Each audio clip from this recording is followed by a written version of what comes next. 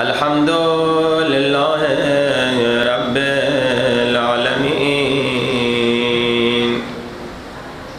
الحمد للہ کما ہوا اہل والصلاة والسلام علی اشرف الانبیاء والمرسلین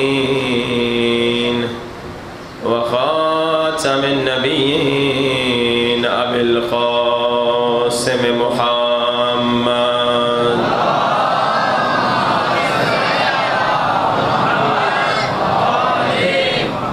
وآل الطیبین الطاہرین المعصومین۔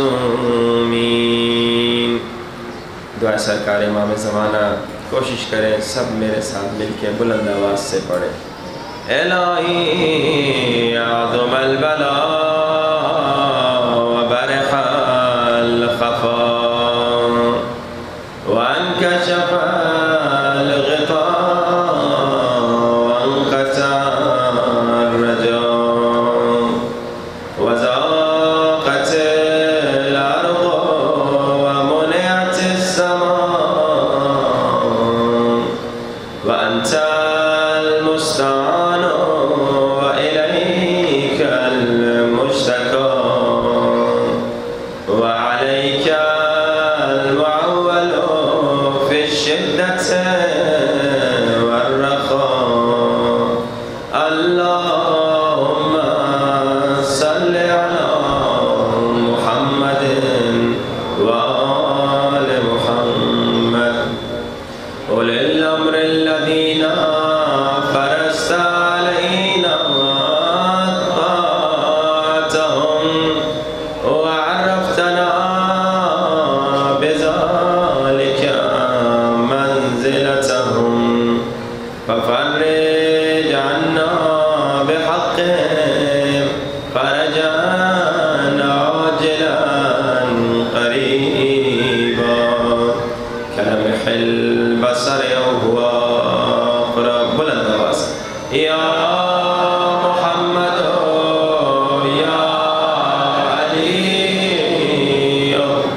یا علی یا محمد یا علی یا علی اکفیانی فإنکما کافیان وانصرانی فإنکما ناصران یا مولانا یا صاحب الزمان الغوث الغوث الغوث ادرکنی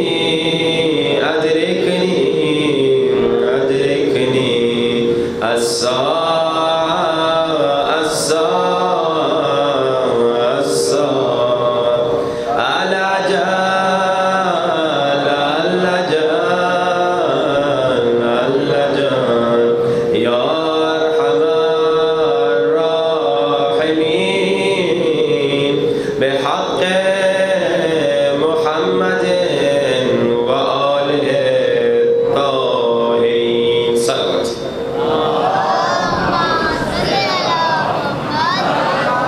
محمد وعجل فرجهم۔ لاؤڈ اسپیکر خراب ہے، پچھلے 2 دنوں کی طرح نہیں ہے، تو اس کو پلیز ٹھیک کر لیجئے تاکہ مجلس کے دوران ہمیں تکلیف نہ ہو۔ اور مومنین، آج آپ کی صلوات ہر روز کی طرح پھر ڈھیلی ہے، تو ایک زندہ صلوات سنائیے۔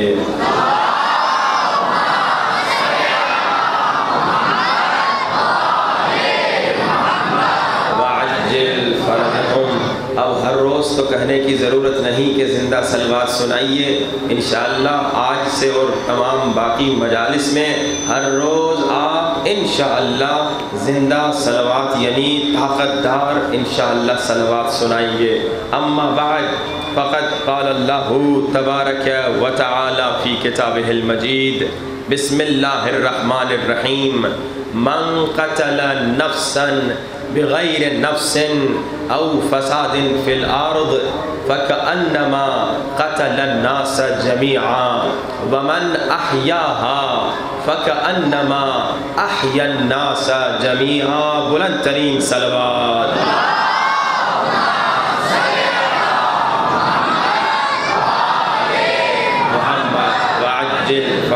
کمال کا پیغام اسلام کہ لوگوں، اسلام امن کا مذہب ہے، اسلام امن کا دین ہے. اسلام کا پیغام یہ ہے کہ اگر کسی نے ایک بے گناہ انسان کو قتل کر دیا، وہ یہ نہ سمجھے کہ وہ ایک انسان کا قاتل ہے. اللہ کی نظر میں، اسلام کی نظر میں، قرآن کی نظر میں، شریعت کی نظر میں وہ پوری انسانیت کا قاتل ہے. اور مسلسل آپ سن رہے ہیں کہ اسلام نے یہ نہیں کہا کہ ایک مسلمان کے قتل کا اتنا بڑا گناہ ہے، بلکہ کہا ایک انسان کا قتل، چاہے مسلمان ہو یا غیر مسلمان ہو، مسلمان ہو یا عیسائی ہو، یہ امن کا پیغام ہے. اسلام کہہ رہا ہے کسی بھی بے گناہ انسان کو قتل کیا پوری انسانیت کے قتل کے برابر. اور کل آپ نے سنا میرے مولا علی نے کیا پیغام دیا. مولا نے فرمایا جب مولا کو خبر ملی ایک یہودی خاتون کے ہاتھ سے چوڑیاں چوری ہو گئیں تو مولا نے فرمایا اگر کوئی غیرت مند یہ خبر سن کے مر جائے تو اس کی موت بھی شہادت کہلا سکتی ہے. بلکہ اور آگے بڑھیں، میرے مولا علی فرماتے ہیں لوگوں دیکھیے آج جتنی بھی پرابلمز ہیں عالم اسلام کی فی الحال میں بات کر رہا ہوں، عالم اسلام میں، مسلمانوں میں، مسلمان ممالک میں جتنی بھی پرابلمز ہیں اس کی اصل وجہ جانتے ہیں کیا ہے؟ اصل وجہ یہ ہے کہ لوگ بھٹک رہے ہیں ادھر ادھر عاقبت گری کے لیے. علی کا در چھوڑ دیا ہے انہوں نے رہبری کے لیے. علی کے در پہ آنا ہے، ادھر ادھر بھٹکنے کی ضرورت نہیں ہے. مسئلہ کیا ہے؟ علی کا در چھوڑ چکے ہیں. کل آپ نے سنا ابو ذر کو اللہ کے رسول نے کیا کہا؟ علی کا پیغام کیا ہے؟ حقیقی اسلام کا یہی پیغام ہے. علی مولا فرماتے ہیں اگر کوئی مجھے پوری دنیا اور پوری دنیا کا پیسہ دے دے، پوری دنیا کا مال دے دے، کہے یہ سارا پیسہ علی تیرا، یہ پوری دنیا تیری، بس ایک چھوٹی چونٹی کے منہ سے ایک چھوٹا سا دانہ نکال دے جو گھر اپنے بچوں کے لیے لے جا رہی ہے. علی کا پیغام ہے، اسلام حقیقی کا پیغام ہے. علی نے کہا میں دنیا کو ٹھکرا دوں گا، چونٹی پر ظلم نہیں کروں گا. یہ اسلام کا پیغام ہے، یہ حقیقی پیغام ہے. اسلام کا پیغام یہی ہے. اور کل آپ نے سنا یہ لوگ جو اسلام کے نام پہ قتل کر رہے ہیں، یہ لوگ جو اسلام کے نام پہ ظلم کر رہے ہیں، یا اسلام کو انہوں نے سمجھا نہیں یا تو کوئی اور ہیں جو اسلام کا لبادہ پہن کر آئے ہیں تاکہ اسلام کو بدنام کریں. امریکہ میں، کینیڈا میں، یورپ میں کئی واقعات ہم نے خود دیکھے کہ انگریز، کافر، عیسائی، یہودی، ہندو، بدھسٹ مسلمان ہو رہے ہیں، شیعہ ہو رہے ہیں. تو پھر دشمن نے سازش بنائی، دشمن نے کہا کیا کریں جو یہ اسلام سے دور ہو جائیں، جو یہ اسلام کے قریب نہ آئیں. تو انہوں نے کچھ اپنے ایجنٹ بھیج دیے مسلمانوں میں تاکہ وہ اسلام کا لباس پہنے، ظاہراً کلمہ بھی پڑھے، ظاہراً بڑی بڑی داڑیاں بھی رکھیں، مگر اسلام کے خلاف عمل کریں اور اسلام کی شکل کو خراب کریں. اسلام قتل کی اجازت نہیں دیتا، اسلام ظلم کی اجازت نہیں دیتا. اسلام کہہ رہا ہے یہودی پر بھی ظلم نہ کرو، عیسائی پر بھی ظلم نہ کرو، بلکہ مولا علی اسلام کا پیغام یہ دے رہے ہیں ایک چونٹی پر بھی ظلم نہ کرو. یہ ہے اسلام کا پیغام. مگر دنیا آج کیوں غلط راستے پہ عالم اسلام جا رہی ہے؟ عالم اسلام غلط راستے پہ اس لیے جا رہا ہے کیونکہ انہوں نے در علی کو چھوڑ دیا. رسول پہلے سے ہی بتا کر گئے تھے در علی کو نہ چھوڑنا. دنیا ایک طرف جائے، علی دوسری طرف جائے، تم دنیا کو چھوڑ دو، علی کے پیچھے جاؤ. کیونکہ علی حق کے ساتھ ہے، حق علی کے ساتھ ہے. جہاں جہاں علی ہوں گے وہاں وہاں حق ہوگا، جہاں جہاں حق ہوگا وہاں وہاں علی ہوں گے. علی کا کلام بھی حق ہے، علی کا ہر عمل بھی حق ہے، علی جو کہتے ہیں وہ حق ہے، علی جو کرتے مانتے ہیں وہ حق ہے. یعنی علی نے اگر مشرکین کو تہے تیغ کیا تو بھی حق کے ساتھ, علی نے مشرکین کو تہے تیغ کیا تو بھی حق کے ساتھ, علی نے رسول کی نصرت کی تو بھی حق کے ساتھ, علی اگر رسول کے بستر پر سوئے تو بھی حق کے ساتھ, علی اگر نامور جنگجو کے سینے سے اٹھے تو بھی حق کے ساتھ, علی اگر نماز کی قبولیت کا میزان بن جائیں تو بھی حق کے ساتھ, علی اگر میدان جنگ میں لڑتے ہوئے نظر آئیں تو بھی حق کے ساتھ, علی اگر میدان جنگ کے جمل میں آ جائیں تو بھی حق کے ساتھ, علی اگر رسول کی زوجہ کو نہایت احترام سے واپس لوٹا دے تو بھی حق کے ساتھ ہیں, علی اگر کسی فقیر کو اپنا گورنر بنا دے تو بھی حق کے ساتھ, علی اگر کسی فاسق امیر کو گورنری سے اتار دے تو بھی حق کے ساتھ ہیں, علی اگر میدان جنگ میں نماز پڑھتے ہوئے دکھائی دے تو بھی حق کے ساتھ ہیں, اور علی اگر نماز کی قبولیت کا معیار بن جائے تو بھی حق کے ساتھ ہیں. علی قدم قدم پر حق ہے, علی کا ہر عمل حق ہے, علی کا ہر قول حق ہے. علی کی پیروی کرو, دنیا کو چھوڑ دو. دنیا کا مسئلہ یہی ہے, عالم اسلام کی پرابلم یہی ہے کہ انہوں نے علی کو چھوڑ دیا, دوسروں کو پکڑ لیا. علی کے در پہ آؤ. اب دوسرا جملہ, پہلا جملہ کیا, من قتل نفسا بغیر نفس, جس نے ایک بے گناہ انسان کو قتل کیا اس نے پوری انسانیت کو قتل کیا. اور دوسرا جملہ کیا, ومن احیاها, اور جس نے ایک انسان کو زندگی دی اس نے پوری انسانیت کو زندگی دے دی. اور آپ مسلسل سن رہے ہیں, مسلسل آپ سن رہے ہیں کہ اذان محترم اس علی مولا کا کیا مقام ہوگا جس علی مولا نے عام انسان کی زندگی نہیں بچائی بلکہ نبی کی زندگی بچائی, اللہ کے رسول کی زندگی بچائی, حبیب خدا کی زندگی بچائی. اس علی کا مقام آپ مسلسل سن رہے ہیں کہ اللہ نے اپنی رضائیں علی کو دے دی. اچھا, اب علی مولا رسول کے بستر پہ کیوں سوئے؟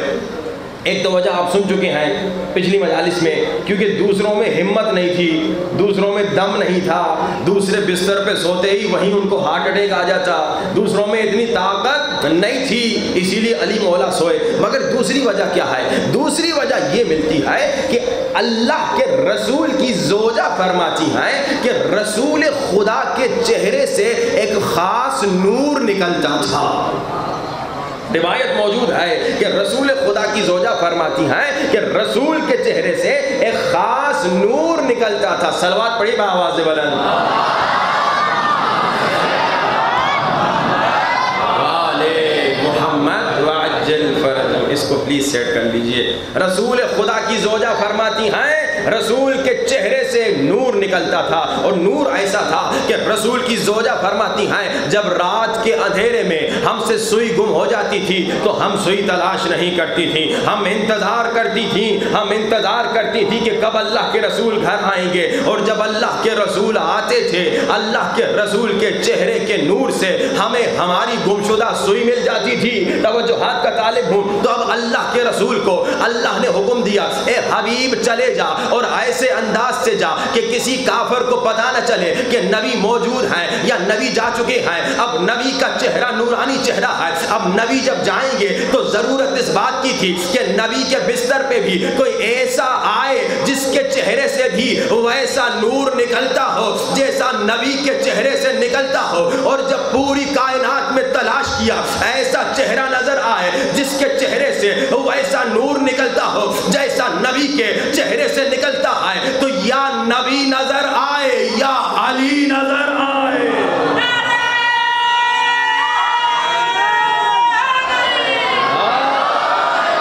ایسا چہرہ تلاش کرنا تھا جس کے چہرے سے ویسا ہی نور نکلتا ہو جیسا نبی کے چہرے سے نکلتا ہو. ایک جملہ آپ کی پیاری سماعتوں کو ہدیہ کروں, نبی کے بستر پہ کوئی بے نور نہ سو سکا, نبی کے بستر پہ کوئی بے نور نہ سو سکا. اذان محترم, جب نبی کے بستر پہ کوئی بے نور نہیں سو سکتا تو نبی کے ممبر پہ کوئی بے نور کیسے آ سکتا ہے؟ جب بستر پہ کوئی بے نور نہیں سو سکتا تو ممبر پہ کوئی بے نور کیسے آ سکتا ہے؟ آئیے گفتگو کو آگے لے چلیں. علی مولا کے فضائل بے نہایت ہیں, مگر علی کا چاہنے والا, علی کا عاشق وہ ہے جو جیسے علی کے فضائل کو سن کے خوش ہوتا ہے، اسی طرح علی کے فرامین کو سن کر اس پر اسی انداز سے عمل کرتا ہے۔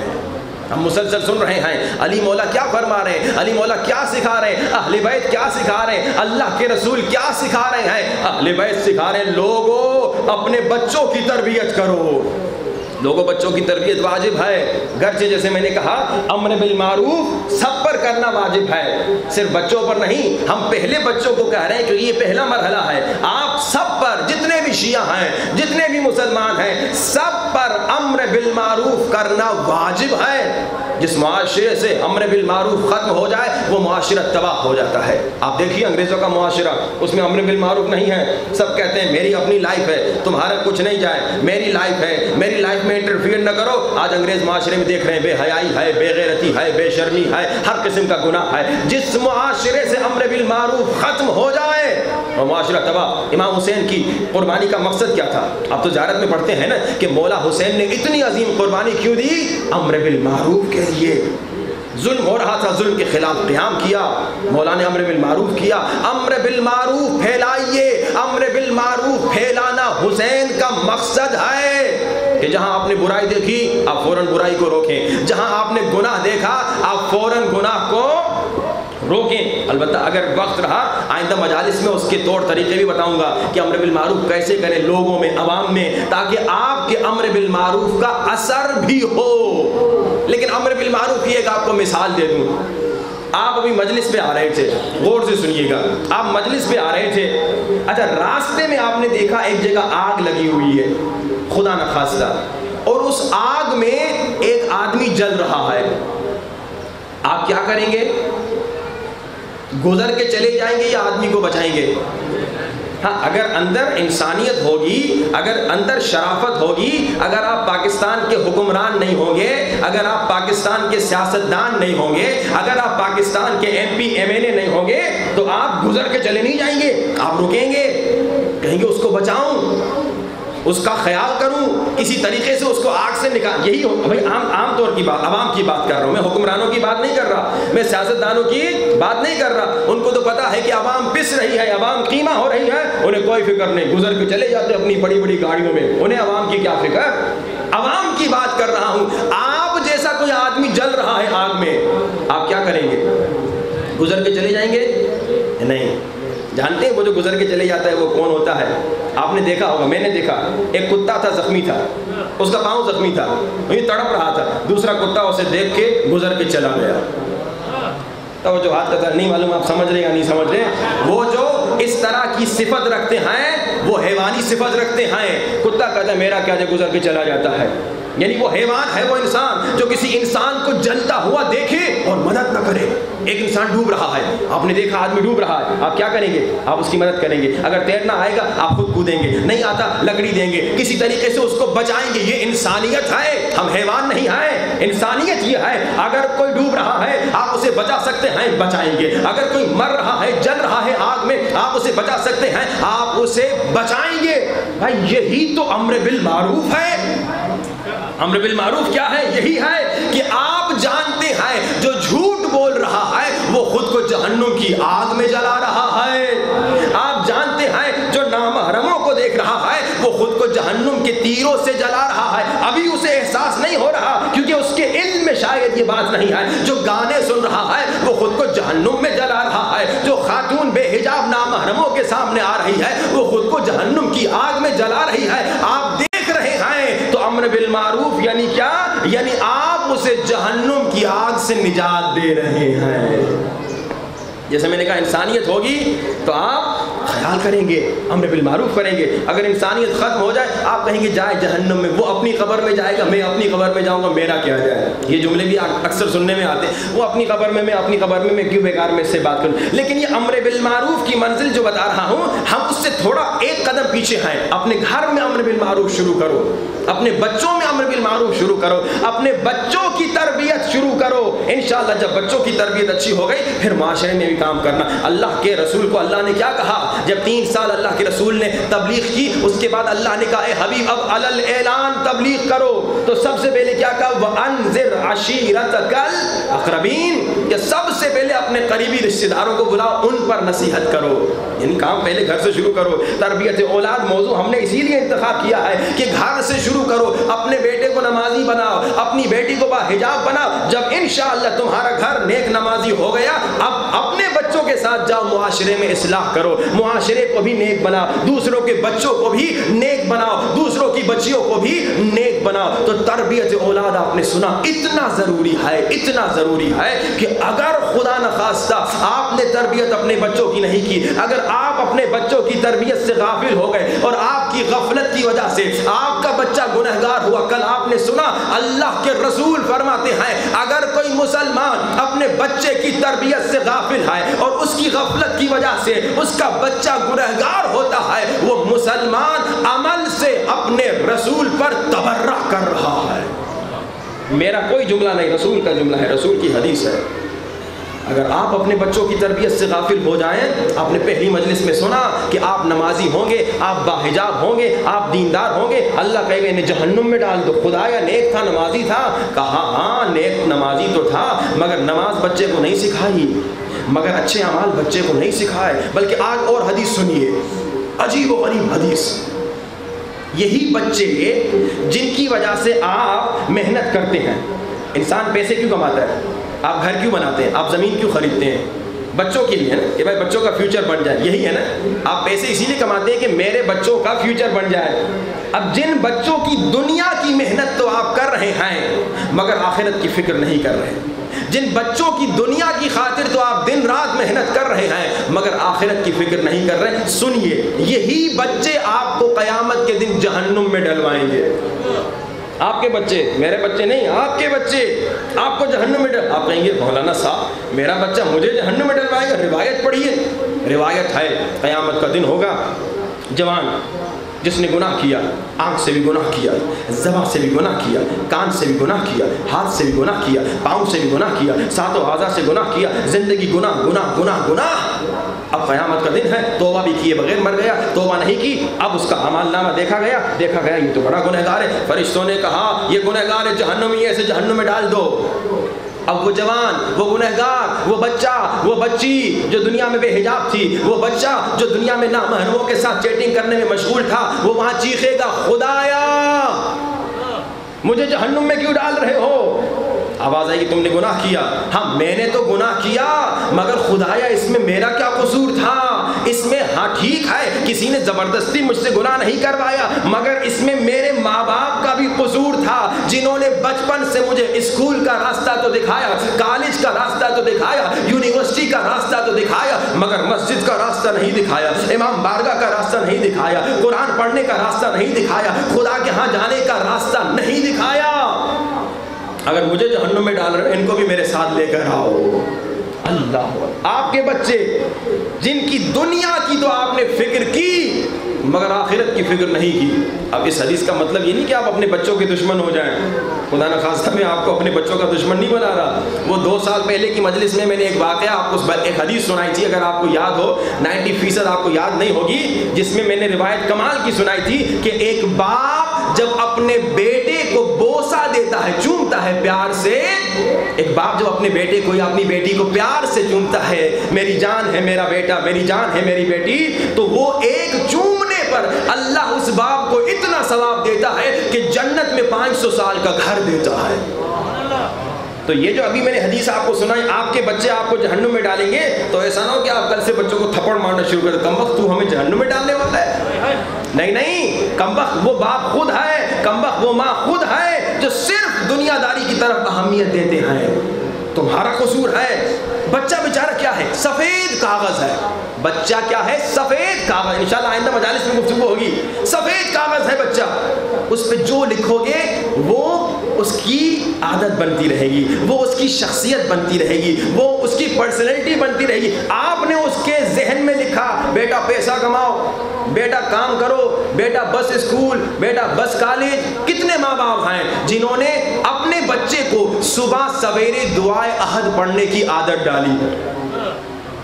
اسکول جانے کی عادت تو آپ نے ڈالی مگر کتنے ماں باپ ہیں جنہوں نے اپنے بچوں کو بچپنے سے دعائے احد پڑھنے کی عادت ڈالی یا اپنے بچے کو زیارت عاشورہ پڑھنے کی عادت ڈالی.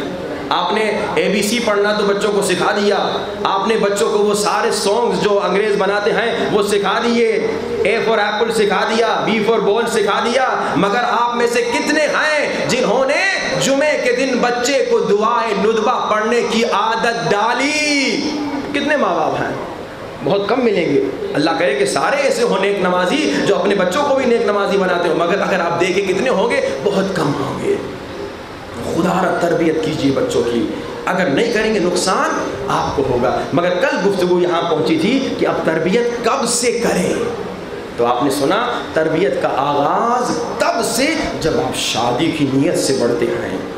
جوانوں کے لیے بہت اہم پیغام ہے, جب آپ شادی کی نیت سے آگے بڑھتے ہیں یہ تربیت کا موقع. آج میں آپ کو ایک کمال کا واقعہ سنانے والا ہوں, ایک جوان کا, پاکستان کا جوان ہے. ہم کبھی کبھار مجالس میں کبھی امریکہ کا واقعہ سناتے, کبھی کینیڈا کا سناتے, کبھی یہاں کا کبھی وہاں کا. تو جوان کہتے ہیں مولانا ہم تو وہاں رہتے نہیں ہیں, تو ہمارا کوئی واقعہ سنائیے. اب میں آپ کو آپ کے پاکستان کا واقعہ سناؤں گا کہ پاکستان میں بھی ایسے نیک جوان ہیں اگر ماں باپ اچھی تربیت کریں. اب آپ کے DG خان کا تو مجھے واقعہ نہیں معلوم کیونکہ میں یہاں رہتا نہیں ہوں, لیکن میں پاکستان کا کنفرم آپ کو واقعہ بتاتا ہوں. کراچی کا واقعہ ہے, کمال کا واقعہ ہے, آپ سن کے حیران ہو جائیں گے کہ جب آپ شادی کا ارادہ کریں اس وقت آپ کا معیار حسن نہ ہو. ہاں ٹھیک ہے, اسلام نے حسن سے منع نہیں کیا, اس وقت آپ کا معیار پیسہ نہ ہو. ہاں اسلام نے یہ نہیں کہا کہ اگر پیسے والا لڑکا آ گیا اور دیندار بھی ہے تو اس کو رشتہ نہ دو, نہیں, اسلام پیسے کو منع نہیں کر رہا, اسلام حسن کو منع نہیں کر رہا, مگر یہ معیار نہ ہو. کل مولا حسن علیہ السلام صلوات پڑھی بابا جی,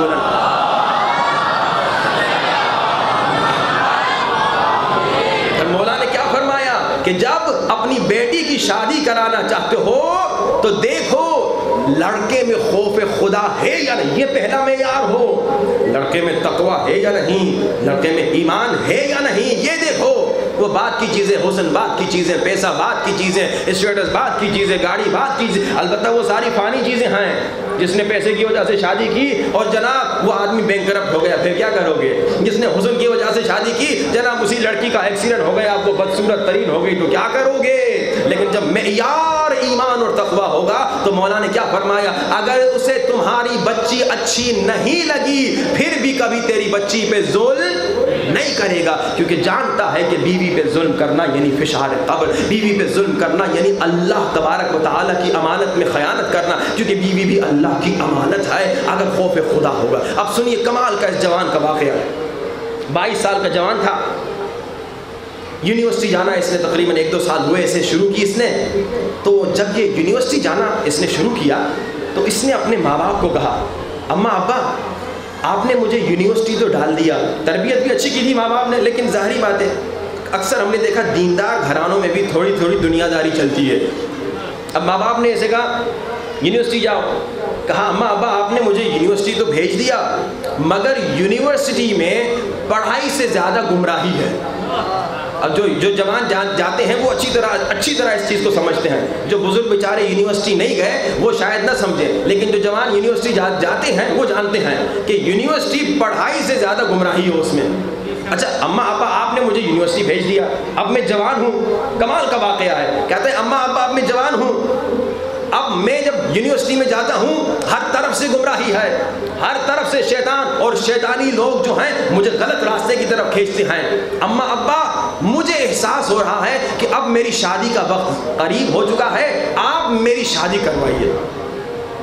اچھا اب ایک عجیب سی بات میں نے پاکستان میں دیکھی, جب کوئی بچہ خود آ کے اماں ابا کو کہتا ہے, اسپیشلی لڑکے کی بات ہو رہی ہے, لڑکی کی بات نہیں ہو رہی, جب کوئی لڑکا بیچارہ اماں ابا کے پاس آگے کہتا ہے اماں ابا مجھے شادی کی ضرورت ہے, تو ماں باپ کہتے ہیں بس کر بدتمیز, بے شرم, بے حیا, تمہیں شرم نہیں آ رہی, ہم نے تو اپنے ماں باپ کو کبھی نہیں کہا اور تم آ کے ہمیں کہہ رہے ہو کہ میری شادی کراؤ. ارے ایک سوال پوچھوں, سوچ سمجھ کے بتائیے, آپ کے بچے کو صبح ناشتے کی ضرورت ہے, بھوک لگی, آپ کے بچے نے آ کے کہا بابا مجھے ناشتہ چاہیے, کبھی آپ نے کہا چپ کر بے شرم؟ ہاں بھائی, آپ کے بچے نے کہا اماں دوپہر کا کھانا چاہیے, بھوک لگی, کبھی آپ نے کہا چپ کر بے شرم؟ ہاں بھائی سوچ بتائیے, نہیں کہا نا. آپ نے کہا جی بیٹا ابھی ناشتہ پکاتی ہوں, ابھی روٹی پکاتی ہوں, ابھی کھانے کا بندوبست, یہی کرتے ہیں نا بھائی. شادی بھی اپنے جوانوں پہ ظلم نہ کیجئے، اپنے جوانوں پر ظلم نہ کیجئے۔ اور خدا کی قسم روایت ہے ایک باپ آئے گا، قیامت کا دن ہوگا، یہ وہ ماں باپ ہیں جو اپنے بچوں کی دیر میں شادی کرواتے ہیں، جو کہتے ہیں ابھی تو یہ بچہ ہے، ابھی تو لڑکا ہے، ابھی بڑا ہونے دو، ابھی نوکری کرنے دو، ابھی بیچلر ختم کرے، ابھی ماسٹر ختم کرے، ابھی پی ایچ ڈی ختم کرے، ابھی بڑا ہونے دو۔ اب یہی ماں یہی باپ جو بچے کی شادی کو ڈیلے کرواتے ہیں، دیر میں کرواتے ہیں، قیامت کا دن ہوگا اعمال نامہ دیکھیں گے، لکھا ہے زنا، لکھا ہے نامحرم کے ساتھ چیٹنگ، لکھا ہے نامحرم کے ساتھ گپ شپ۔ کہے گا خدایا میں نے زندگی میں کبھی نامحرم نہیں دیکھی، میں نے موبائل میں کبھی نامحرم کے ساتھ چیٹنگ نہیں کی، میں نے اتنا بڑا گناہ نہیں کیا، یہ کیا لکھا ہوا ہے میرے اعمال نامے میں؟ آواز آئے گی ہاں یہ گناہ تم نے نہیں کیے تھے، مگر یاد ہے تم نے اپنے بچے کو شادی سے منع کیا تھا، کہا پڑھ لو پھر شادی، نوکری کر لو پھر شادی۔ تو جب تک وہ تم نے دیر کروائی تب تک جتنے گناہ تیرے بیٹے نے کیے، تیری بچی نے کیے، وہ سارے تیرے اعمال نامے میں۔ اب مفت کا گناہ کمائیے، بچوں کی شادی دیر میں کروائیے، مفت کا گناہ کمائیے۔ یہ میرا موضوع انشاءاللہ شاید 5ویں یا 6ٹھی محرم کو ہوگا کہ آپ بچوں کا خیال کس انداز سے کریں، انشاءاللہ اس میں تھوڑی تفصیل سے گفتگو ہوگی، لیکن آج صرف یہ واقعہ سنا کے آگے بڑھوں۔ اس جوان لڑکے نے کہا اماں ابا مجھے شادی کی ضرورت ہے، میری شادی کروا دیجیے۔ ماں باپ نے پہلے تو بڑا ڈانٹا، بے شرم بے حیا یہ کیا باتیں کر رہے ہو، ابھی تمہاری عمر نے۔ کہا دیکھیے اماں ابا پھر جتنے گناہ میں نے کیے وہ سارے آپ کے اعمال نامے میں۔ اب کیونکہ دیندار گھرانہ تھا انہوں نے کہا ٹھیک ہے بیٹا تم گناہ نہ کرو، ہم تمہارے لیے رشتہ ڈھونڈتے ہیں۔ اب تھے تو دیندار، لیکن میں نے کہا اکثر میں نے دیکھا دیندار دنیا دار بھی ہوتے ہیں۔ انہوں نے کہا کہ اچھا بچی کہاں سے ڈھونڈیں؟ کسی نے کہا اسٹیٹس، ہمارے اسٹیٹس کی بچی ہو، اور جناب حسن ایسا ہو، مالدار ہو، اور جناب یہ ہو اور فلاں ہو، ان کا گھر فلاں علاقے میں ہو، یہ ہو وہ ہو۔ بچے نے بیٹے نے آگے کہا اماں ابا یہ ساری چیزیں بعد میں، میں نے آپ کو کہا ہے نا آپ لوگ میرے لیے جا کے رشتہ ڈھونڈیں، میں نے یہ تو نہیں کہا نا کہ میں خود جا کے ڈھونڈوں گا اور شادی کر کے آؤں گا یہ میری بیوی ہے۔ میں نے آپ کو جب کہا ہے آپ لوگ ڈھونڈیے تو میرے معیار کو بھی سنیے۔ میرا معیار یہ ہے، میری 2 شرطیں ہیں کہ ایک شرط یہ ہے جس لڑکی کے پاس بھی میرے لیے رشتہ لینے جائیں سب سے پہلے دیکھیں کیا اس کے اندر خوف خدا ہے یا نہیں، کیا وہ با تقویٰ ہے یا نہیں، کیا وہ با ایمان ہے یا نہیں۔ اگر ہے تو پھر رشتہ لینے جائیے، پہلے معلوم کیجئے مجھے ایسی خوبصورت لڑکی نہیں چاہیے جو بے دین ہے، جو بے حجاب ہے، جو بے حیا ہے۔ مجھے بے حیا بچیاں نہیں چاہیے، مجھے ایسا ماحول زندگی میں نہیں چاہیے کہ میری بچیاں بے حیا ہوں۔ میں شادی اس لیے نہیں کر رہا کہ بے حیا بچیاں معاشرے کو دوں، بلکہ میں شادی اس لیے کر رہا ہوں کہ با حیا بچیاں معاشرے کو دوں۔ تو جب ماں بے حیا ہوگی تو یقیناً بچی بھی بے حیا ہوگی۔ آپ صرف حسن نہیں دیکھیں گے، آپ اسٹیٹس اور مقام صرف نہیں دیکھیں گے، سب سے پہلے یہ دیکھیں گے کہ لڑکی میں ایمان ہے یا نہیں، تقویٰ ہے یا نہیں، خوف خدا ہے یا نہیں۔ ماں باپ نے کہا ٹھیک ہے ہم دیندار گھرانہ ڈھونڈیں گے جس میں ایسی بچی ہو جو بہت نیک صالح ہو، نمازی ہو، باحجاب ہو، باحیا ہو، اور اس میں خوف خدا ہو۔ کہا اماں ابا دوسری شرط، یہ بڑی خطرناک شرط تھی، اس پہ ماں باپ جو ہے بگڑ گئے۔ کہا اماں ابا دوسری شرط یہ ہے کہ جہاں بھی میرے لیے رشتہ لینے جائیں نا، یہ میں نے خط لکھ رکھا ہے یہ اس لڑکی کو جا کے دیجیے گا۔ اب جب خط کا نام آیا، پاکستان ہے امریکہ تھوڑی ہے یہاں پہ، ماں باپ نے کہا کمبا ہم تو تمہیں بڑا اچھا سمجھتے تھے، تم لڑکی کو خط لکھ رہے ہو، یہ پاکستان کا ماحول ہے، یہ کوئی فلمی ماحول نہیں کہ تم لڑکی کو خط لکھ رہے ہو، یہاں خط لکھنے کی اجازت نہیں، یہ بے شرمی ہے، یہ بے حیائی، یہ بڑا ڈانٹا۔ اس نے کہا اماں ابا پھر رہنے دیجیے، میں گناہ کرتا رہوں گا، آپ کے اعمال نامے میں گناہ آتا رہے گا۔ بڑا ہوشیار تھا، ماں باپ کو اچھی انداز سے جانتا تھا کیسے بلیک میل کرے۔ ماں باپ نے کہا چلو ٹھیک ہے کوئی بات نہیں، تم گناہ چھوڑو، ہم کو پہلے خط تو پڑھا دو، ہم تو پڑھیں خط میں لکھا کیا ہے، کہیں بدنامی نہ ہو جائے۔ اب جب ماں باپ نے خط پڑھا، ماں باپ نے کہا خط ہم پڑھ رہے تھے آنسو ہمارے بہہ رہے تھے، ہم حیران کہ ہمارا بچہ اتنا نیک، خط میں کیا لکھا تھا؟ کچھ باتیں مجھے یاد ہیں جو ماں باپ نے بتائیں۔ خط میں کیا لکھا تھا؟ خط میں لکھا تھا اے مومنہ اللہ کی بندی، نہ میں تمہیں جانتا ہوں نہ تم مجھے جانتی ہو، مگر مجھے بتایا گیا ہے میرے ماں باپ جب رشتہ ڈھونڈنے نکلے ہیں، نیک لڑکی کی تلاش میں نکلے ہیں تو یقیناً تم نیک اور صالحہ ہو، لیکن میرے کچھ سوالات ہیں، کیا تم اتنی نیک اور صالحہ اور مومنہ ہو؟ کیا تم دین پر اتنا عمل کرتی ہو جتنا بی بی زہرا سلام اللہ علیہا نے سکھایا؟ کیا تم دین پر اتنا عمل کرتی ہو جتنا بی بی زہرا سلام اللہ علیہا نے سکھایا کہ بی بی زہرا اندھے صحابی کے بھی سامنے نہیں گئیں؟ کیا تم اتنی مومنہ ہو کہ نامحرم سے اتنی دور رہو کہ کسی نامحرم کے سامنے نہ جاؤ.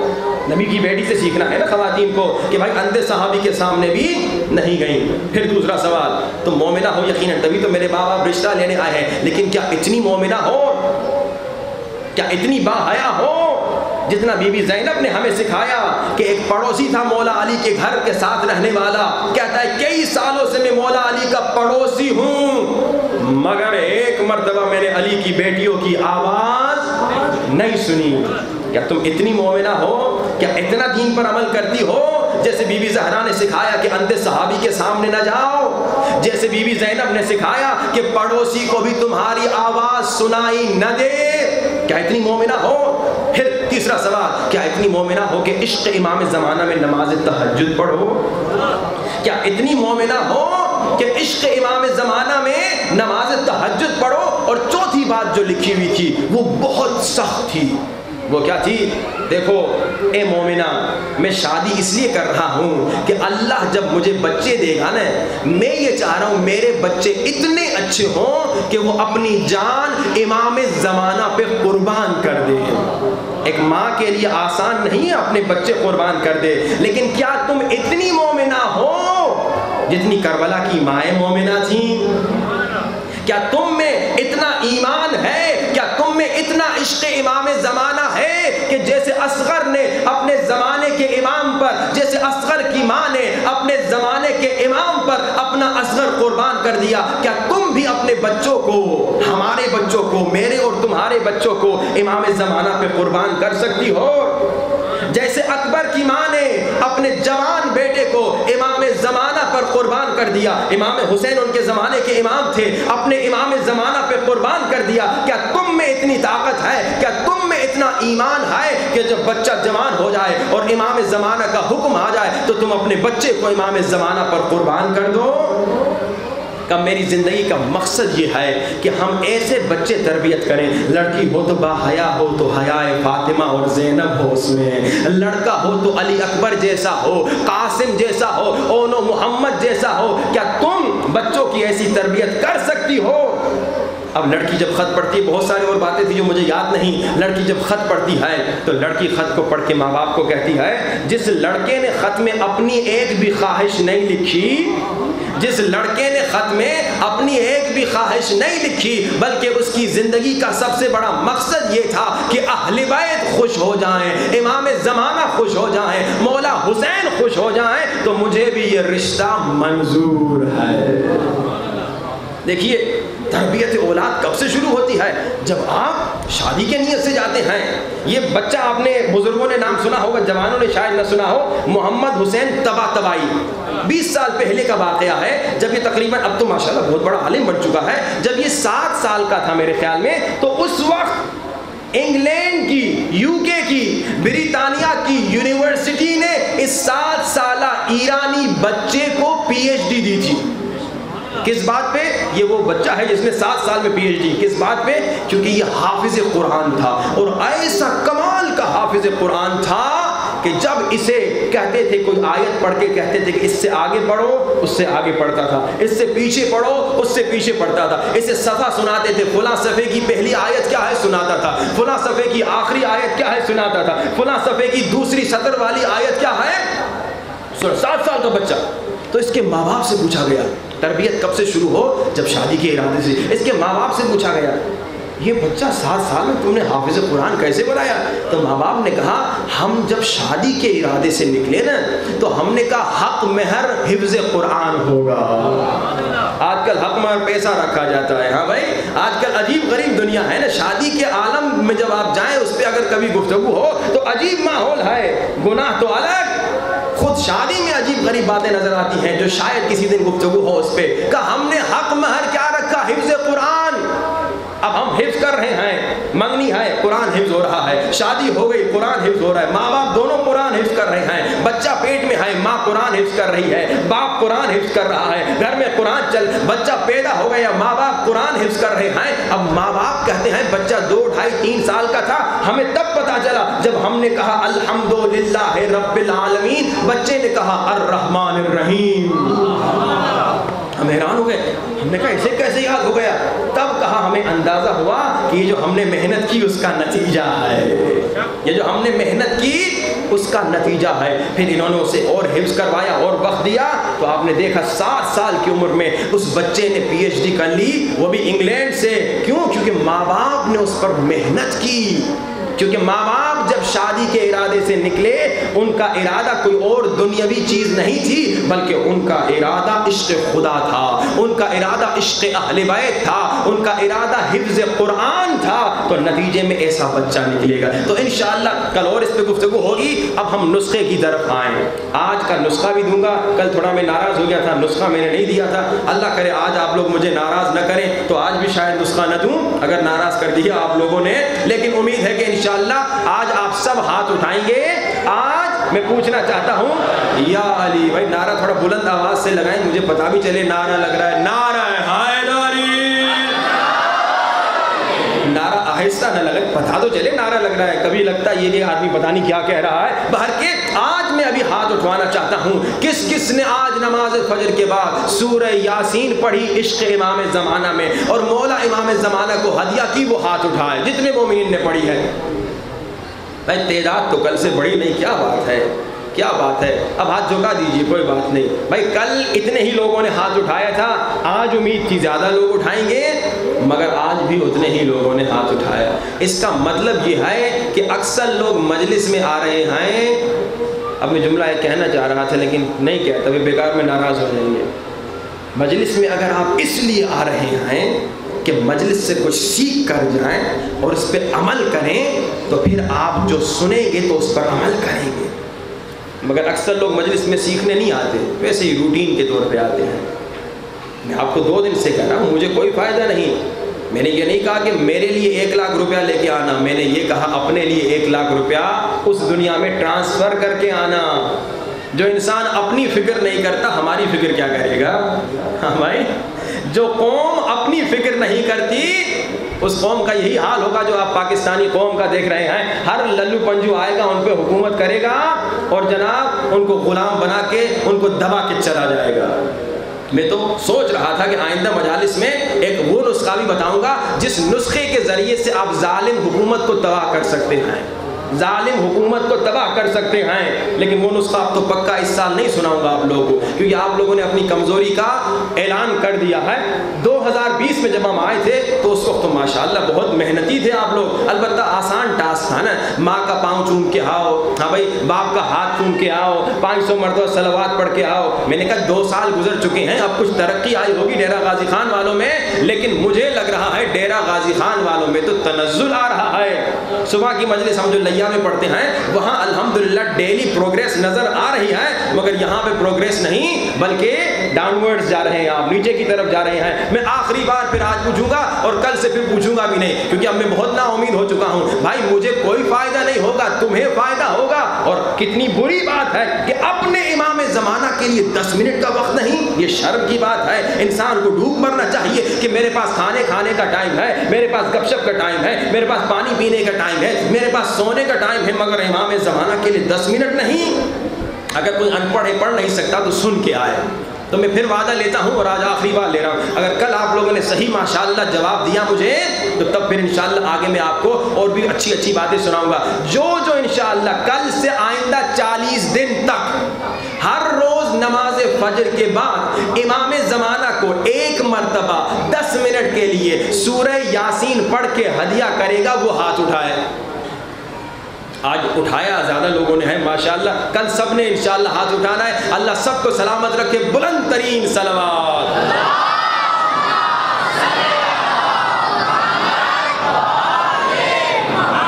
ایک مومن نے کہا یہ مولوی عجیب ہے، زبردستی ہم سے قرآن پڑھوا رہا ہے۔ کوئی تو ہونا جو آپ کو زبردستی قرآن پڑھوائے، کب تک آپ ایسے زندگی گزارتے رہیں گے قرآن پڑھے بغیر؟ انشاءاللہ کل سب سورہ یاسین پڑھ کے آئے گا۔ اب کیونکہ اکثر لوگوں نے وعدہ دیا ہے، آج کا میں آپ کو نسخہ تحفہ دیتا ہوں۔ جیسے میں نے کہا نسخے کو شہید نہیں کرنا، نسخہ کب شہید ہوتا ہے؟ جب کوئی سنتا ہے اور عمل نہیں کرتا۔ اب انشاءاللہ تقریباً 80% لوگوں نے ہاتھ اٹھایا جو میرے سامنے بیٹھے ہیں۔ انشاءاللہ کل سبھی لوگ انشاءاللہ کیونکہ وعدہ کر چکے ہیں، مومن وعدہ خلافی نہیں کرتا، انشاءاللہ کل سب سورہ یاسین پڑھ کے امام زمانہ کو ہدیہ دے کر آئیں گے اور سب ہاتھ اٹھائیں گے۔ اس لیے میں آپ کو کل کے لیے ایک نسخہ بتا رہا ہوں، کمال کا نسخہ۔ حضرت یوسف، حضرت یعقوب. حضرت یعقوب ہمیشہ حضرت یوسف پر یہ ذکر پڑھتے تھے، ہمیشہ حفاظت کے لیے. مگر جس دن یعقوب کے جو دوسرے گندے بچے تھے، یوسف کے جو گندے بھائی تھے، حضرت یوسف کو لے کے قتل کرنے کے لیے، اس دن اتفاق سے حضرت یعقوب نے یہ ذکر نہیں پڑھا. بعض علماء کہتے ہیں اللہ نے بلا دیا تاکہ وہ ٹیسٹ اور امتحان کا آغاز ہو. یعنی اتنا پاورفل ہے کہ اس دن بھی اگر یہ پڑھا جاتا تو یوسف بچ جاتے، یوسف کے ساتھ وہ نہ ہوتا. لیکن وہ یوسف کے ساتھ ہوا، یوسف نے صبر کیا تو نتیجے میں عزیز مصر بنے. یہ ایک قسمت تھی، یہ ایک پلان تھا خدا کا کہ اس طرح سے ہونا تھا. تو اس لیے بعض علماء کہتے ہیں اللہ نے بھلا دیا یا یعقوب نے خود نہیں پڑھا، اس دن یہ ذکر نہیں پڑھا. اور جب بھی یوسف کہیں جاتے تھے یہ پڑھتے تھے اور یوسف کو کبھی کوئی نقصان نہیں دے سکتا تھا. اب ذکر کیا ہے؟ بہت آسان آیت ہے، سورہ یوسف کی آیت نمبر 64 کا چھوٹا سا حصہ. فَاللَّهُ خَيْرٌ حَافِظًا وَهُوَ أَرْحَمُ الرَّاحِمِينَ. فَاللَّهُ خَيْرٌ حَافِظًا وَهُوَ أَرْحَمُ الرَّاحِمِينَ. قرآن کھول کے انشاءاللہ دیکھ لیجیے گا، سورہ یوسف آیت نمبر 64.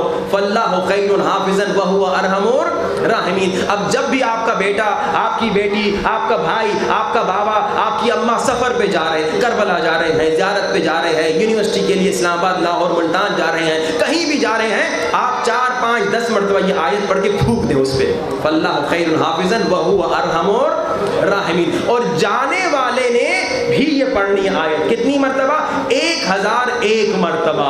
فَاللَّهُ خَيْرٌ حَافِظًا وَهُوَ أَرْحَمُ الرَّاحِمِينَ. سورہ یوسف آیت نمبر 64 کا آدھا حصہ ہے. یہ آج کا تحفہ، یہ تو آپ کے فائدے کا ہے، اس کا میں کل پوچھوں گا نہیں، لیکن سورہ یاسین کا کل آخری مرتبہ پوچھوں گا. اگر اچھا رسپانس ملا تو پوچھتا رہوں گا، لیکن اگر گندا رسپانس ملا تو پھر میں اس سے زیادہ آپ کو اس مسئلے میں تکلیف نہیں دوں گا. امید ہے کہ کل ڈیرہ غازی خان کے مومنین مجھے نا امید نہیں کریں گے، کیونکہ میں نے تعریف خدا کی قسم بہت کی ہیں آپ لوگوں کی. 2020 میں آپ لوگوں نے مجھے بہت خوش کیا تھا، مگر آج تو یہ تیسرا دن ہے مجھے نا امید کیے جا رہے ہیں. اللہ کرے اللہ سب کو ہر روز امام زمانہ سے کنیکٹڈ رکھیے. آئیے گریہ کریں، ماتم کریں. گریہ کے دن ہیں، ماتم کے دن ہیں. میں دیکھ رہا ہوں مومنین رو تو رہے ہیں، مگر سارے مومنین نہیں رو رہے ہیں. کوشش کیجئے جتنے مومنین بیٹھے ہو سب عاشق حسین ہو. رونا نہیں بھی آیا نا تو رونے جیسی شکل بنا دو، رونا نہیں بھی آیا تو رونے جیسی آواز نکال دو. اللہ لکھ دے گا یہ میرے غم حسین میں رو چکا ہے. رونے کا ثواب سنو گے، رونے والے کا مقام سنو گے.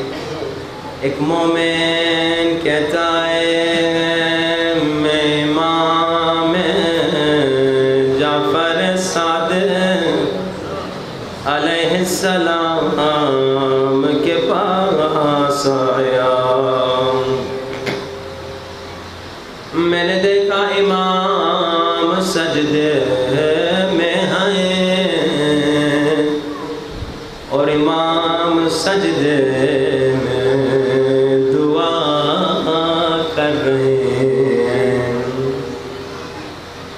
مومن نے کہا میں نے ذرا قریب ہو کر مولا کی دعا سننے کی کوشش کی کہ مولا کیا دعا کر رہے ہیں.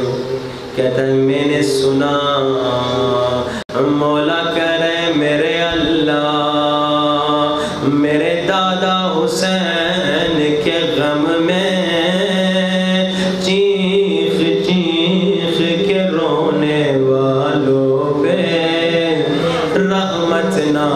فرما. امام صادق دعا کر رہے ہیں. آج سے 3 محرم کی تاریخ ہو گئی. کوشش کرو انشاءاللہ عاشور کے دن تک چیخ چیخ کے رونا، شرما کے نہ رونا، اتنا چیخنا کہ تمہاری آواز بیٹھ جائے. کیونکہ عجب نہیں سکینہ نے اتنا گریہ کیا ہوگا کہ سکینہ کی آواز بیٹھ گئی ہوگی. سکینہ کے مسائل پڑھنے ہیں. آنکھوں کو بند کرو, سینے پہ ہاتھ رکھو اور تصور کرو زندان شام میں ایک ننھی چھوٹی اکیلی قبر پہ کھڑے ہو اور بلند آواز سے کہو السلام علی الحسین وعلی علی ابن الحسین وعلی اولاد الحسین وعلی اصحاب. اتنا بڑا مجمع مگر سب کی آواز نہیں آ رہی. جب تصور کرو گے سکینہ کے حرم میں ہو تو بہتر انداز سے سلام کہو گے السلام علی الحسین وعلی علی ابن الحسین وعلی اولاد الحسین وعلی اصحاب اولاد الحسین میں سکینہ بھی آتی ہے. یہ جو ہر روز ہم اولاد حسین کو سلام کرتے ہیں نا, سکینہ کو بھی سلام کرتے ہیں. ایک مومنہ کہتی ہے میری بچی کو فالج تھا, جس کے گھر میں بیمار ہیں غور سے سنیں. میری بچی کو فالج تھا, میں بی بی سکینہ کے حرم گئی. آدھی رات ہو گئی, خادموں نے کہا نکلو دروازہ بند کرنا ہے. کہتی ہے میں نے التماس کی مجھے آج بی بی سکینہ کے ساتھ اکیلا چھوڑ دو, میں سکینہ کے ساتھ کچھ باتیں کرنا چاہتی ہوں. جس کے گھر میں بیمار ہیں غور سے سنیں. یہ خاتون کہتی ہے میری بچی بھی وہاں تھی, میں اکیلی ذریعہ سکینہ کے سامنے زارو قطار رو رہی تھی. بہت دیر ہو گئی مگر میری بچی کو شفا نہیں ملی. مومنہ کہتی ہے میں زری کے قریب گئی, میں نے زری کو پکڑا, میں نے زری کو پکڑ کے کہا اے بی بی سکینہ اگر آپ میری بچی کو شفا نہیں دیں گی میں آپ سے ناراض ہو جاؤں گی, پھر میں آپ کے حرم نہیں آؤں گی. کہتی جیسے میں نے یہ جملہ کہا اچانک مجھے نیند آنے لگی, وہیں میں زری کے کنارے سو گئی. کہتی ہے میں نے خواب میں ایک ننھی بچی دیکھی جس کا کرتا خون سے رنگین تھا, جس کا کرتا ہائے جلا ہوا تھا, جس کے چہرے پہ کہیں کالے نشان تھے.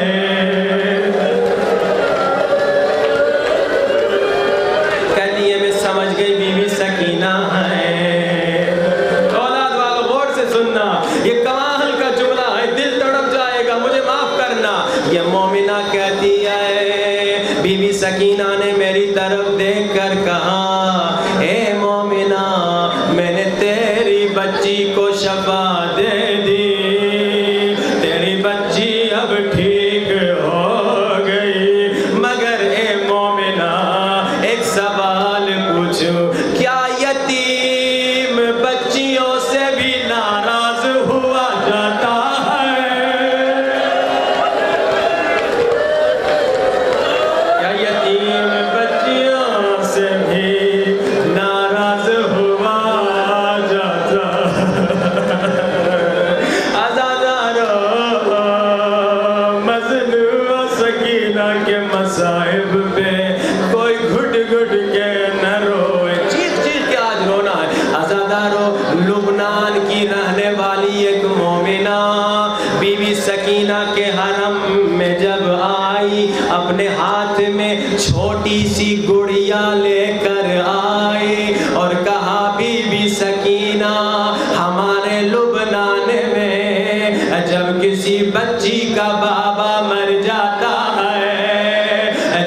بچی بابا کو یاد کرتی ہے ہم اسے گڑیا دیتے ہیں کیونکہ بچی ہے مگر سکینہ جب آپ کو بابا یاد آتے تھے کبھی تازیانے پڑھتے تھے کبھی تماچے لگتے تو گھٹ گھٹ کے نہ روئے کوئی چیخ چیخے بغیر نہ روئے چیخ چیخ کے رونا امام صادق تمہیں دعائیں دیتے ہیں ابھی میں نے مصائب نہیں پڑھے مصائب پڑھنے ہیں ایک مومن کہتا ہے میں پہلے بھی سکینہ کے مصائب میں بہت روتا تھا مگر جب سے اللہ نے مجھے بیٹی دی ہے میں سکینہ کے مصائب میں تڑپ تڑپ کے روتا ہوں جس سے رونا نہیں آتا اپنی ننھی بچیوں کو یاد کر اگر تمہیں بچیاں نہیں اپنی ننھی بہنوں کو یاد کرو عزادارو عاشور کے دن ذوالجنا بی بی سکینہ کے خیمے کے قریب آیا اور زمین پہ اپنے پاؤں سے ایسے تیز تیز مارنے لگا جیسے کہ ذوالجنا ماتم کر رہا ہے جیسے سکینہ باہر آئی ذوالجنا نے اپنا سر جھکا دیا سکینہ سمجھ گئے بابا مارے گئے سنو کہ سکینہ نے کیا پوچھا سکینہ نے پہلا جملہ یہ پوچھا ذوالجنا کیا ظالموں نے میرے بابا کو پانی پلایا تھا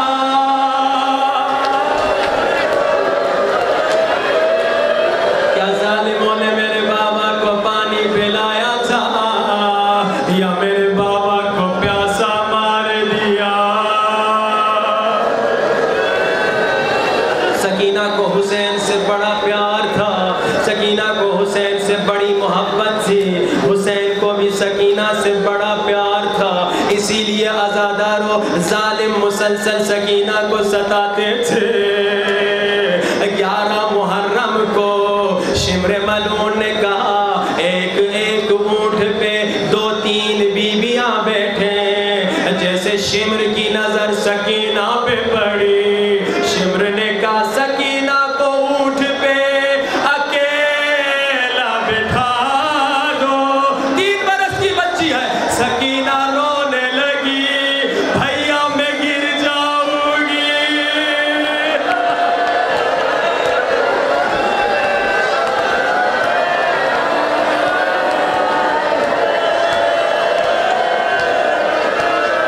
بھیا میں گر جاؤں گی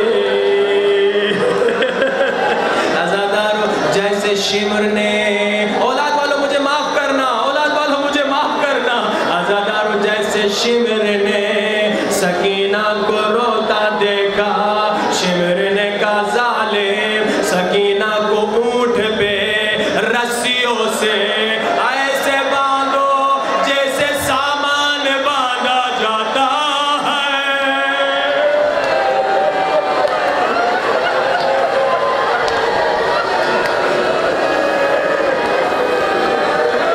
بس اتنا کہو جب ایک منزل آئی جب سکینہ اونٹ سے اتاری گئی بی بی زینب نے فرمایا سکینہ خون سے رنگین ہو گئی کوئی گھٹ گھٹ کے نہ روئے آج سکینہ کے غم میں رونا ہے آج سکینہ کا پرسہ حسین کو دینا ہے آج سکینہ کا پرسہ رباب کو دینا ہے آج سکینہ کا پرسہ زینب کو دینا ہے عزادارو ظالم مسلسل سکینہ کو ستاتے تھے 11 محرم کو جب سادات کا قافلہ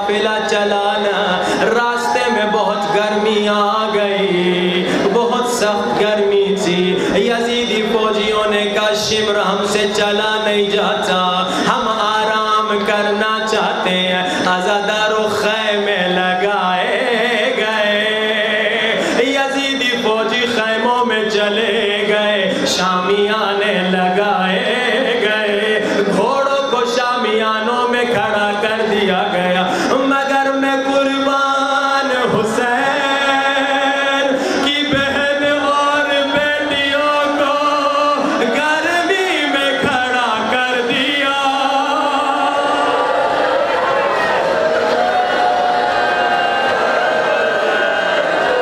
آج سکینہ کے غم میں چیخ چیخ کے رونا ہے، آج کوئی گھٹ گھٹ کے نہ روئے، سخت گرمی ہے۔ سکینہ کو پیاس لگی، سکینہ نے دیکھا شمر کے ہاتھ میں مشکیزہ ہے، شمر پانی پلانے یزیدیوں کو نکلا ہے۔ سکینہ نے بھائی سجاد سے پوچھا، سجاد کیا جا کے پانی مانگ لوں؟ سجاد نے اجازت دے دی۔ عزادارو سکینہ نے کہا شمر پیاسی ہو، تھوڑا سا پانی دے دو۔ اولاد والو ایک ننھی بچی کتنا پانی پیے گی؟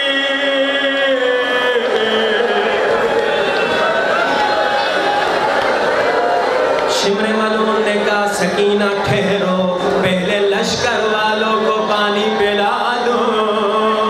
سکینہ انتظار میں ہے، شمر نے پورے لشکر کو پانی پلایا۔ سکینہ پیاسی ہے، سکینہ سمجھی اب آ کے مجھے پانی پلائے گا، اولاد والوں مجھے معاف کرنا۔ شمر نے کہا سکینہ ٹھہرو، پہلے گھوڑوں کو پانی پلا دو، پہلے حیوانوں کو پانی پلا دو۔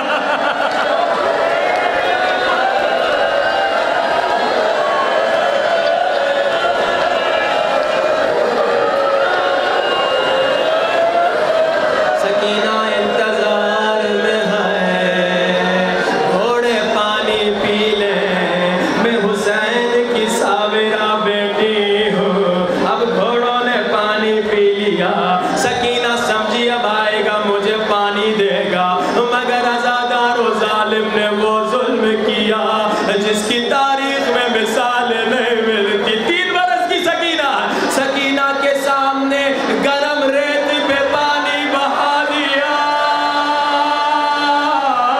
سکینہ نے کربلا کا رخ کیا ہوگا، چچا ابا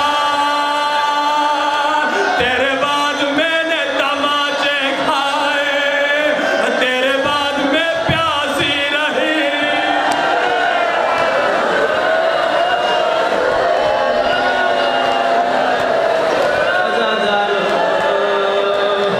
کوشش یہ ہے سکینہ کی شہادت بھی پڑھنے کا ارادہ لے کر آیا، مگر مومن برداشت نہیں کر رہے۔ میں قربان سجاد نے کیسے برداشت کیا؟ عزادار اب سادات کا قافلہ ابن زیاد کی دربار میں پہنچا۔ ہائے وہ بیویاں جو نانا کے روزے پہ بھی رات کو جاتی تھیں، انہیں دربار میں لایا گیا۔ عزادارو ساری بیویاں دربار میں کھڑی ہیں، سامنے سامنے سکینہ ہے۔ شمر نے ابن زیاد کو کہا یہ وہی بچی ہے جس سے حسین کو بڑا پیار تھا۔ ظالم ابن زیاد نے ظلم کرنا چاہا، ظالم نے سکینہ سے پوچھا بچے بتا تیرا نام کیا ہے؟ عزادارو تاریخ میں یہ جملے موجود ہیں، بچی کے ہونٹ ہلے، آواز نہیں آئی۔ قدیمی مومن سمجھ گئے۔ ابن زیاد نے پھر ڈانٹ کے پوچھا بچے بتا تیرا نام کیا ہے؟ پھر ہونٹ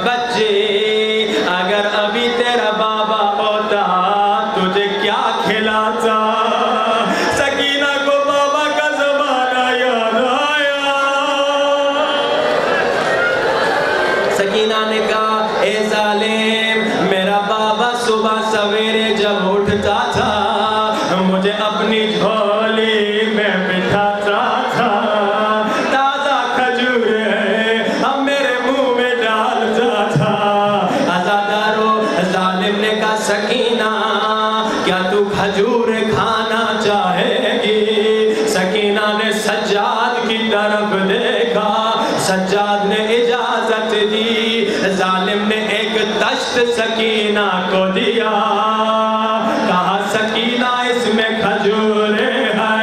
اولاد والوں مجھے معاف کرنا، عزادارو سکینہ نے دشت لیا، ہائے کپڑا جو ہٹایا، بابا کا کٹا ہوا سر نظر آیا، بچی رونے لگی، بابا بابا۔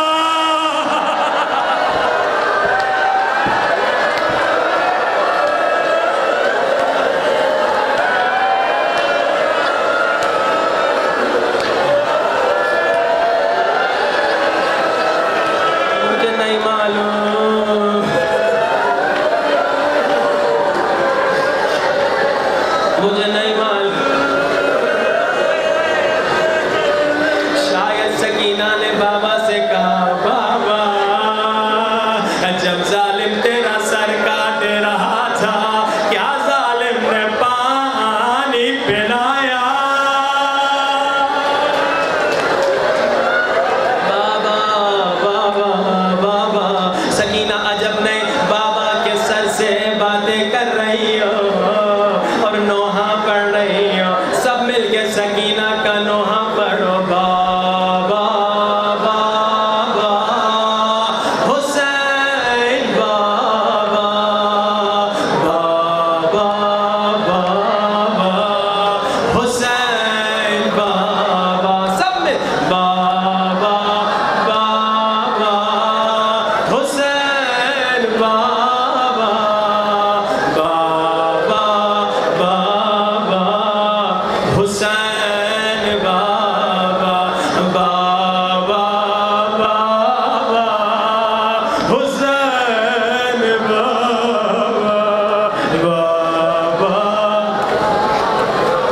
بابا بچی بابا سے باتیں کر رہی ہے، مجھے نہیں معلوم، شاید سکینہ نے کہا ہو، فارسی کا نوحہ ہے، بابا جونم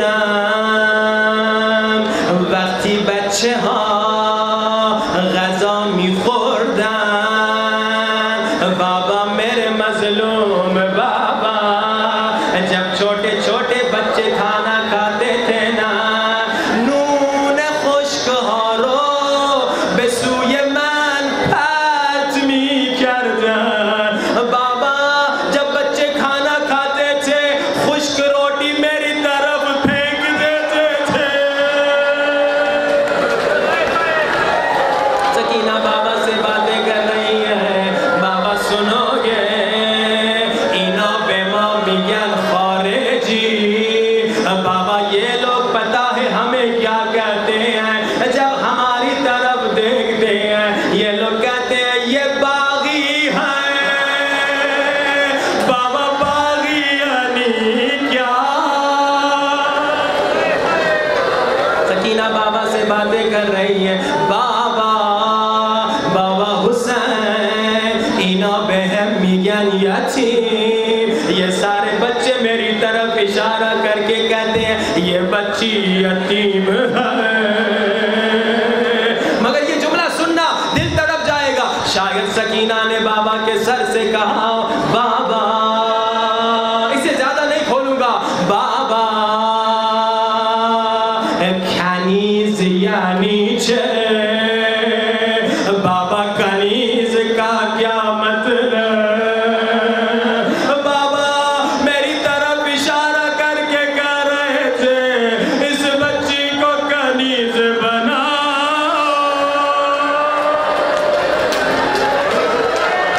بابا کنیز کا کیا مطلب؟ روتی ہوئی آنکھوں سے اس سے زیادہ نہیں پڑھوں گا، اذان کا وقت قریب ہے، ہاتھوں کو سروں سے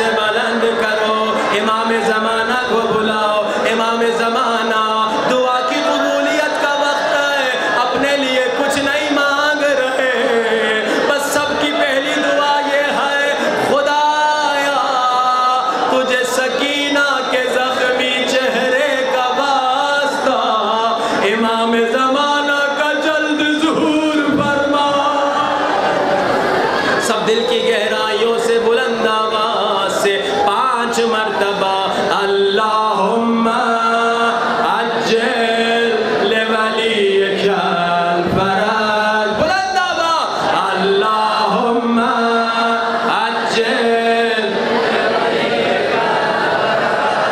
اللہم عجل لولیک الفرج، اللہم عجل لولیک الفرج، اللہم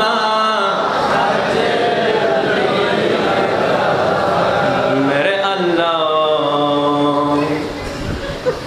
تجھے سکینہ کی غربت کا واسطہ. یہ دعا آج سے عاشور تک انشاءاللہ قبول ہو. ہماری زندگی میں کبھی ایسا دن نہ آئے جب مصائب حسین پڑے جائیں اور ہمیں رونا نہ آئے. میرے اللہ مرتے دم تک غم حسین میں رونے کی توفیق نصیب فرما. بہت سارے بیماروں نے التماس سے دعا کہی ہے، بے حق سکینہ جو بیمار ہے انہیں شفا نصیب فرما. بے حق سکینہ جو بے اولاد ہیں انہیں اولاد نصیب فرما. جو بے گناہ قید میں ہیں انہیں رہائی نصیب فرما. میرے اللہ ہر روز نماز فجر کے بعد 1 مرتبہ سورہ یاسین پڑھ کر امام زمانہ کو ہدیہ کرنے کی توفیق نصیب فرما. حاضرین مجلس کے مرحومین اور ہمارے مرحومین کے لیے اور بانیان مجلس کے مرحومین کے لیے 1 مرتبہ سورۃ الفاتحہ.